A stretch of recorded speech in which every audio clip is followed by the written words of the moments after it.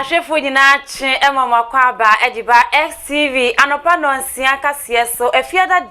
de saka no ene yaboabo ne nyina no ede ebro se anopa no nsia kase a efrin krampo ne mantemu poko ase festus adom preza building mo sanson emprempren kopiemu e wo Facebook a XTV YouTube XTV Ghana TikTok XTV 391 na nsema hodo amede ebro enanope edosu yankasa na poso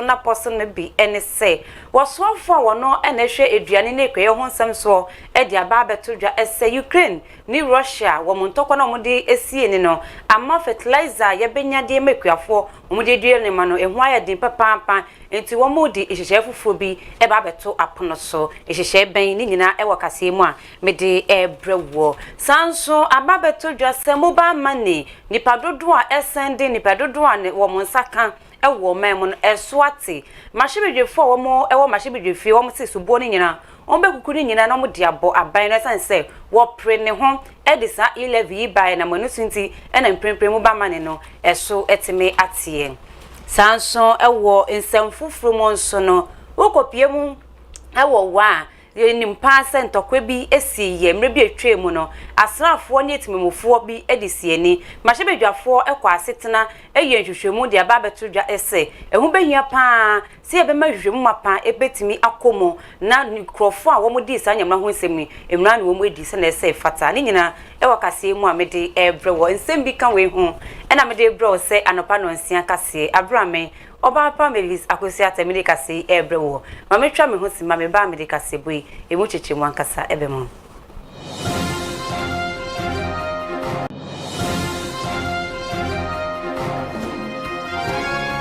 Memo akwaba ediba XTV anopa no nsia kase so enne eyefiada enne aye omo wobosom no ni detosom yensa e wa fimpimie ne aduonu mienu no emo na me hyensem na ase a me fo mfrase mfefri ekuayomo osofo wono ene hwe eduane ne ekwaye ho nsem so eyononyam ne doctor efriye owuso akoto wodi aba betodwa ese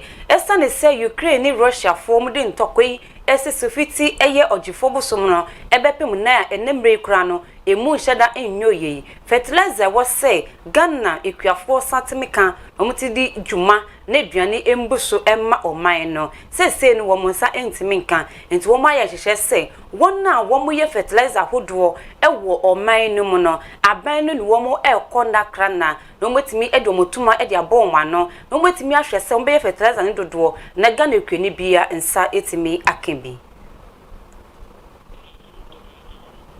Ye boy homodin say ye nsabeka eye doctor owusu efri ye ni nsema wode etodwa edifa fertilizer ekuafo behia no metimi edi dwuma no ye boy homodin say ye nsabeka na yetimi abo edi amawo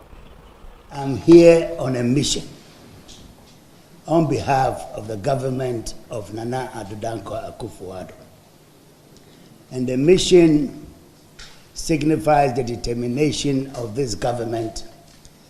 to face the global crisis which is now raging in global agriculture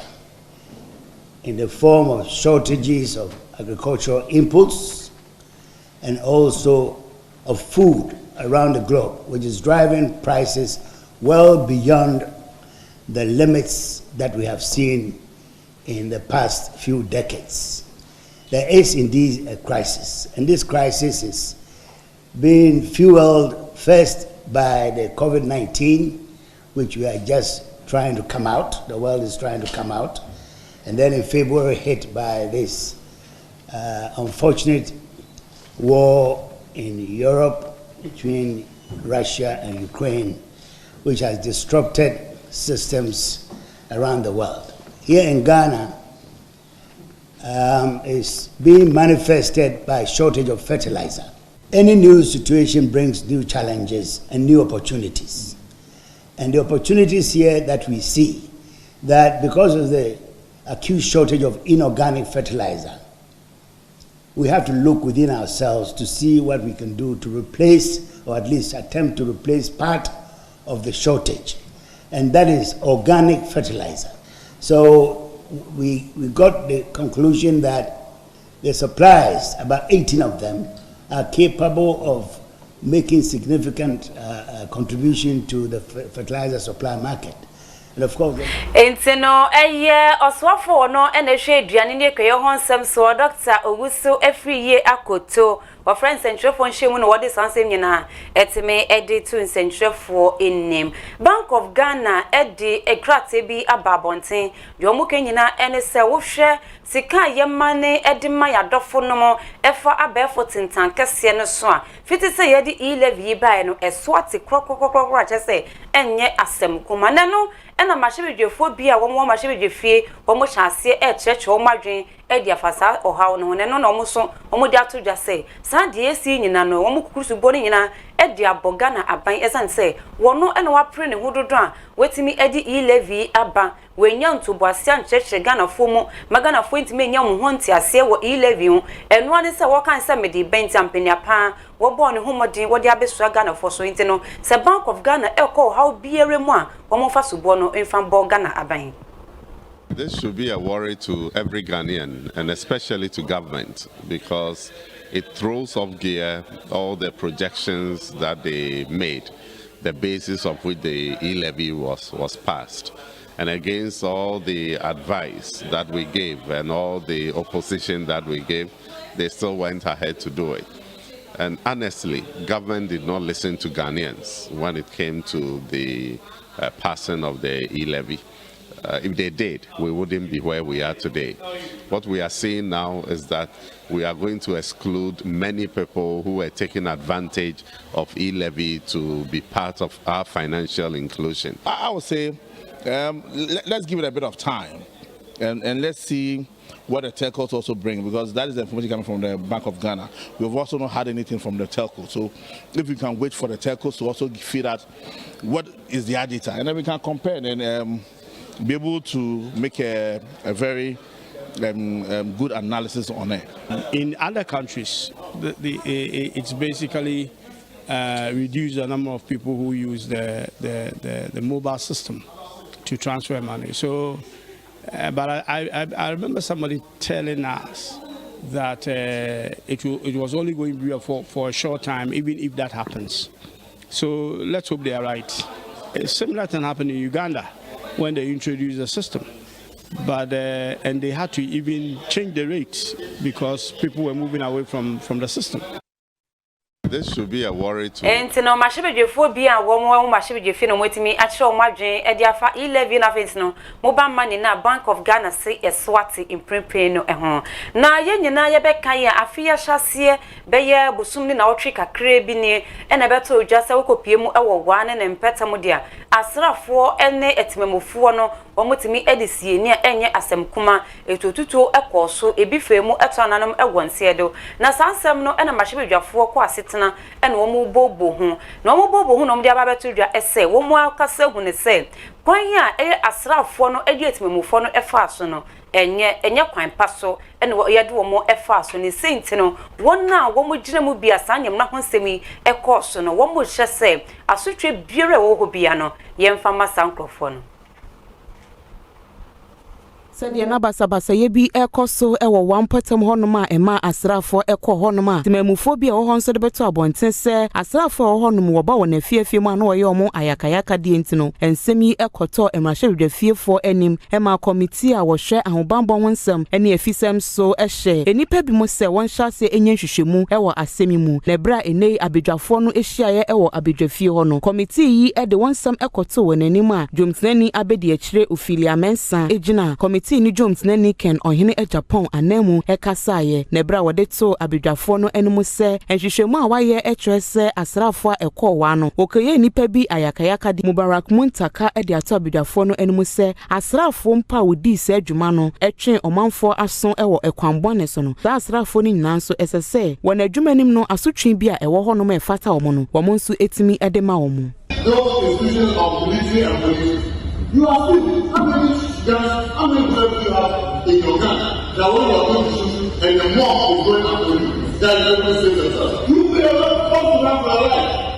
We don't want our country to be sent down because we continue to believe that in the military,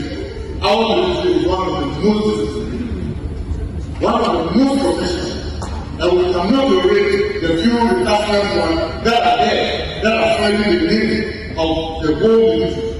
simply because of either their thinking, their political opinion, and other things that makes them do those things and think that you can get away with it. Frank Anodompre enso edito abidwafo no animu sesese adade omu nyinada ehwehwe ne se empatasika kakra bi ebekwa ama wona woye omu ayakayaka die se de ebeya wore ebechichi. The law of abiding and democratic if you fall foul of the law will certainly deal with you and will fall on your head as an axe. You see that I speak to the motion, but I'm of the strongest view that we should have done before. The committee should go back and do a proper work, so to speak, add more to the recommendations and come back for us to take decisions on this matter. Alban Kingford Babina wono enwoye abedwa fie chiame ekasa wo asemi mu a wode kokobo ama ahobambo adwuma eku a owoga na hanu mu nyina se won hwe pa se wokọ baabi na okọ akoye wo n'adwuma won koye nipa biara ayakayaka de. Today you cannot see that what is happening in the country our military are disciplined. You can't say that. And also in social media what is happening in Nigeria. We never bring an extra character. Please, let's emancipate ourselves from mental slavery. Nobody will help us free our minds. The security agencies might be working us. And this house is prepared to support. Now, Mashibejafo ekwa asitina no die fimu bae no eni timi aboso ede amawono. Na inrada fix the country campaigners nso no womo so e friends entrefo ishimo no mu di nsembi etudwa de womo kanyina ene se akwanya asrafo eni etimimufo efa so e wo man no eni enyan enye kura e wo sempanifo hwe no munye bibi mfamfa ho na memma ba akwa wo no e can fix the country campaigners ne ho e ye Felicity Nelson wono ene kan wo kasa ya odi nsemse edi etudwa. We are also witnessing several instances where police officers in crowd policing situations have consistently discharged live ammunitions and firearms with impunity and without care for life and limb of persons exercising their freedom of assembly. Rather than providing policing that is conscious of democratic rights, such as the freedom of assembly, so as to provide protesters with the protection of the law, incentive-driven police killings are carried out with impunity. Several studies show that officers working within the most restrictive policy framework use force less readily than officers who operated within more permissive. No one also can say pepe ena kai fix the country convene nankasa eye Oliver Baka voma wo mausi wononso e kasa e wode atodwa se wono de de wo kanyina ene se yempe ekuo bi a eni amanyukuo bi yeremu ekuo bi a eye content crowd ekuo a womo enye hwehwemo enhwe de esi ni de ba ye kwanya asrafo ni etimemufo efaso no asrafo omu wo adwuma womo ewo se womo ye apostle omu adwuma womo ye obi ahwe na adwuma so no wonye na obi biara emfa ne huni enkohwehwia obi adwuma ewo se wo ye na napo se wonkofo obi adwuma enye. What we are asking for is an independent commission with prosecutorial powers as well. We have done the same thing in respect of the special prosecutor, which only focuses on corruption cases. Police violence is a canker. We started this democratic journey, particularly to get away from the dark days when you can be picked and killed. And so this violence thing is what we're asking for, a similar body with independent powers to just investigate interactions of police that lead to death. And that's what we're asking for. You know, all this talk of doing all this show on television doesn't help anybody. So we are completely agreed in that regard. And one of the things we are doing, as we talked about in the petitions we are given of, is also that we are working with parliamentarians to make a statement on the floor of Parliament. What we are asking for is an independent commission. No, ni pawakasa ye convener edima fix the country Oliver Baka voma wo mausi ena wakasano na ehumesua kwanchirafo a wono so ewo Akachi North mensini mo dia de sedie dia to asoye no ena hwe ehumesua ho nsem so ese ntempa so no wonbe ye omomwa na adihie ne nkwala wo mukọ school ewo Akachi North honom no akadia hodu ehu behia so mbenya no metimi ediesua de ma de kire na de sua so etimi konkan no womo enibi afensi no akyerkyerefo na nkasa ye post womo ediko Akachi North honoma womo pese womo beba nti womo dia de sedie edima aban ne say esukufo bebre training college eye esuafo ne bebre a omokwa ko gintete no wo mu egufi a wo mu nye adwuma nye yemfe bi infamre eye akachi note mensin no. Classroom for students is a problem, as well as dormitory for boys and girls. There is a challenge. Toiletry facility for teachers, for students, still a problem for us. So we recently appealed to the chief executive as well as the MP to come in at least to give us a helping hand to have the comfort that our students and teachers need to get teaching and learning going on smoothly. Classroom for students is a problem, as well as dormitory for boys and girls. There is a challenge. Toiletry facility for teachers, for students, still a problem for us. So we recently appealed to the chief executive as well as the MP to come in at least to give us a helping hand to have the comfort that our students and teachers need. No, penifo a womo ewo akachi not na womo so dia de se dia fans and trefo so enko infama so ye no na hwe humesua ho nsem so na beye na otwemienu nie na ye de ebreo excase ye de breo se wokopie mu ewo kaneshi bia ya ye ton ne ntwinam ne nam ahodo no eye penifo a womo eye adwuma ewo Accra Metropolitan Assembly AMA4 kopie mu ewo ho no mo kyeremu se ahonidie mapa enko nkan kra ewo ho no ma wa hye wo se wo mo hwe no mo ntimi siesie nyemanya sa de wo bebiuma won behwe se won beyi wo nyina edi efre honom na enu ada wo mo sanso eka wo hu bioma wo mo ekoho na wo mo koe no de no mo kwa kohwe se won no mo ton nam ewo honom won no mo ton niema hodo a yedi ewo honom no won behwe se wo mo kita krata ehwe se wo mo edi fata se wo mo ton aduane edi manipa eto ana na Ghana mramu nso no e ma wo kwan se obi biara wo ton bibia yebedi no e wo se otimi ko hospital ne enye mu hwehwemu ehwe bibiara se yare biara eni ho a chese udi nu aduane edi ma de hyedi a edi ohaw ebebre o mana na omukodu ye no eye wo no moton ade e wo market honom anko yie kura mfa mo basabasa ye esi pa wo honom a ye nkohwe.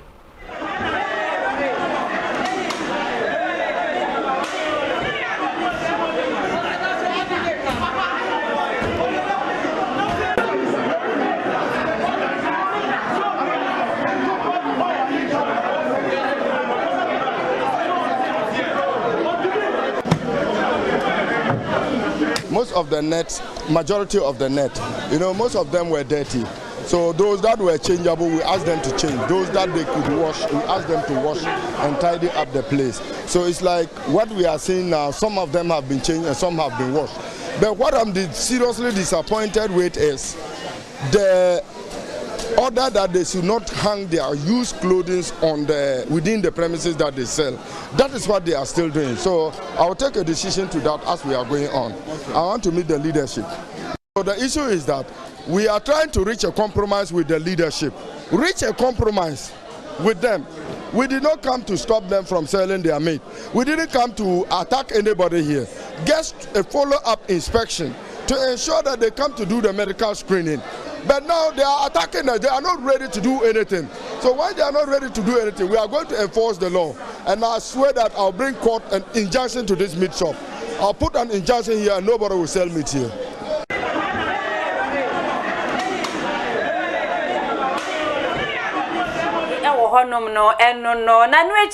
Nsentrefo bom humodin doctor ni awono na ehwe se nkrofo won beba no ba be hwe mapomuden nsem ehwe se yade bia eni wo mumo eye openi Isaac Edu wono nso ene nsentrefo e kan say. And when they come first, they will register their names with the AMA assistant. Then they move to the lab technician here, and we take their blood samples and check for typhoid and Hep A. Typhoid is orophycal, so when maybe the butchers have cuts on their hands or something like that, they might transmit it to the consumer. So we check if they have this typhoid or hepatitis. Yeah, that's what we do. And when they come first, no, Sabe Pepe and the call ye a Canadian market. Now, some same Nano, your sister station journeys for and a fire young son, Yensa Akebia, ye Bobby, a day and my war. Na a year in Pennyfonso, a din Sambia Barber to your SS Osha, war my more, a year sustainable development goals, a year SDG. I said 3 no, number 4 no, I say, Ganda ni be a intimia, whom papa, quality educational, and call ye. Enti memu ye den kra na nya de ensa betimi akasa se nyema pi ekoso ewo humesua mu a Ghana fo dodo na humesua papa de yensa entimi enkebi make say no ye bi de but ye ndu bebia because SDG4 fabi say equitable day access to education, which means so be anya the same type of education. All of us know it's not happening. You ndu bebia inti ejuma wo ese inti ebe hia obi aban ka ho na wo nkofa wo fi akra kosoro kakra wo behu yeti Ghana ha ya yenkola pi wo amoti nduase kosuku make say no inti no eno inti wo behia pa ye bidie na so yenyere ho na yenye bi fanka onya sa de a sa de ye de eni atoso se ye behwe se Ghana ni bia ebenye humesua papa no enya de yensa ebetimi akan ye gina humesua nsem so ye fa kase ni nyina mfensi ya meda wase se onya brani adaje na wo hwe XTV ya no pa no nsia kase na no pe wono mo gina camera ne chi emaame ye DJYX abra faith nso eta ne chi pintim MC aho de twa me tu mo ye Bismarck abra lonso eta ne chi na nipa wo pe ni wansam ekopa nsem nyina gu krata so emaame mame bekinkan edimawo ye Zinab Ahasa me making kan edimawo nso ye Obaapa Mavis Akosua Atteh na no pe me fasida informachichi beauty salon wono ene ye me makeup ni meti fefefe de emaame ena ye fiada wo se wo hutimi ye fe memenda amafo beko wedding engagement any programs ahodo bebre na beko so bomadia na twi ben chichi we frɛ no ɛwɔ 0547254078 0547254078 meda wase emomo ene hwɛ me sorry so die esa godie mu nsɛm ene de bro me nua bema Mike Ofori ata Mr. Mwat wa ye krado papa wo de bro intino enko bebia